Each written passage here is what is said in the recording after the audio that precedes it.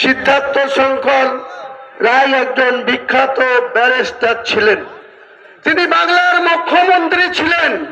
তার মন্ত্রিসভায় সেই সময় বাংলায় মুসলিমদের পার্সেন্টেজ ছিল মাত্র 17%, মাত্র 17%। আর সিদ্ধার্থ শঙ্কর রায়ের মন্ত্রিসভায় 16 জন মন্ত্রী ছিলেন, তার মধ্যে 11 জন পূর্ণমন্ত্রী। 11 জন পূর্ণমন্ত্রী। মমতা বন্দ্যোপাধ্যায় পুলিশ মন্ত্রী, সেটা ছিল ডক্টর মোতাহার হোসেন। বীরভূমের মোরাডাই থেকে নির্বাচিত ডক্টর মোতাহার হোসেন ছিলেন পুলিশ মন্ত্রী। কলকাতা থেকে নির্বাচিত আব্দুর রউফ আনসারী মন্ত্রী ছিলেন। ফজলুল হক মন্ত্রী ছিলেন। আবু বরকত গনি খান চৌধুরী বিদ্যুৎ দপ্তরের মন্ত্রী ছিলেন।